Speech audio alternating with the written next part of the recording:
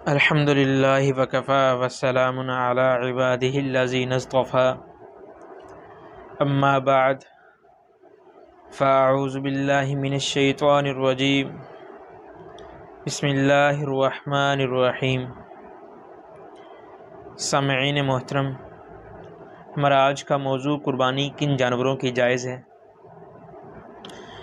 سامعین توجہ فرمائیں، بکرا، بھیڑ، دمبا، گائے، بھینس، اونٹ کی قربانی درست ہے، ان کے علاوہ کسی اور جانور کی قربانی درست نہیں۔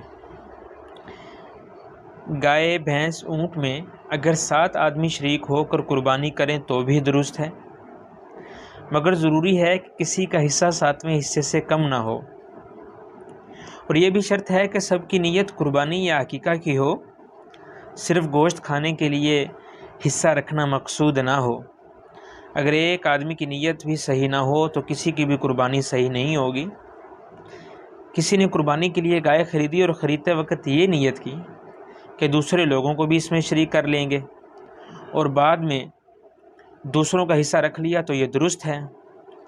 لیکن اگر ایک گائے خریدتے وقت دوسرے لوگوں کو شریک کرنے کی نیت نہیں کی، بلکہ پوری گائے اپنی طرف سے قربان کرنے کی نیت کی، مگر اب دوسروں کو بھی شریک کرنا چاہتا ہے، تو یہ دیکھیں گے کہ آیا اس شخص کے ذمہ قربانی واجب ہے یا نہیں۔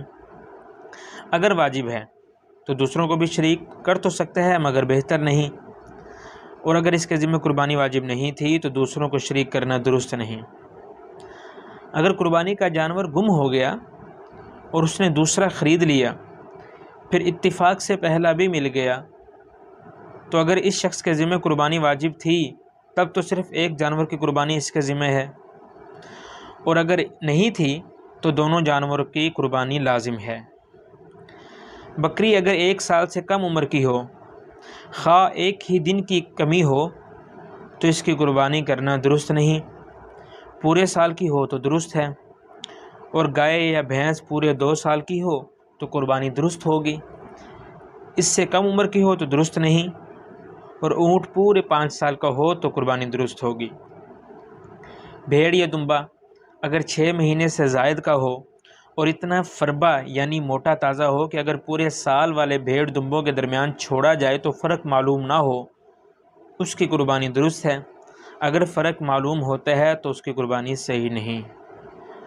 جو جانور اندھا یا کانا ہو، یا اس کی ایک آنکھ کی تہائی روشنی یا اس سے زائد جاتی رہے، یا ایک کان تہائی یا تہائی سے زیادہ کٹ گیا ہو، اس کی قربانی درست نہیں۔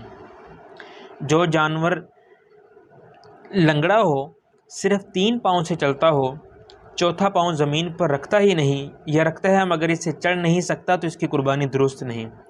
اگر چڑھنے میں چوتھے پاؤں کا سہارا تو لیتا ہے مگر لنگڑا کر چلتا ہے تو اس کی قربانی درست ہے۔ اگر جانور اتنا دبلا ہے کہ اس کی ہڈیوں میں گودا تک نہ رہا ہو، اس کی قربانی صحیح نہیں۔ اگر ایسا دبلا نہ ہو تو قربانی درست ہے۔ جانور جتنا موٹا فربا ہو اس قدر قربانی اچھی ہے۔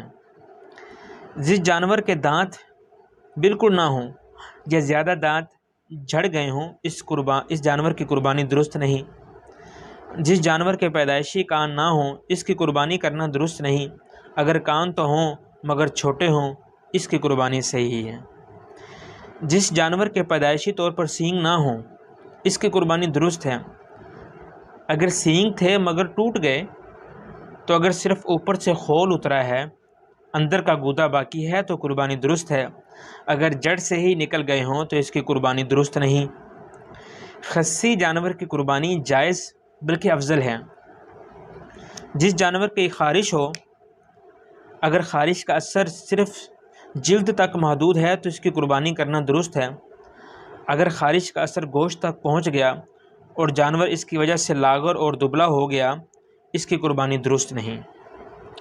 اگر جانور خریدنے کے بعد اس میں کوئی ایسا عیب پیدا ہو گیا جس کی وجہ سے اس کی قربانی درست نہیں، تو اگر یہ شخص صاحب نصاب ہے، اس پر قربانی واجب ہے، تو اس کی جگہ تندرست جانور خرید کر قربانی کرے، اور اگر اس شخص کے ذمہ قربانی واجب نہیں تھی تو وہ اس جانور کی قربانی کر دے۔ جانور پہلے تو صحیح سالم تھا، مگر ذبح کرتے وقت جو اس کو لٹایا تو اس کی وجہ سے اس میں کچھ عیب پیدا ہو گیا، اس کا کچھ حرج نہیں، اس کی قربانی درست ہے۔ سامعین محترم، امید ہے آپ کو مسائل اچھی طرح سمجھ آ گئے ہوں گے۔ وآخر دعوانا ان الحمد للہ رب العالمین۔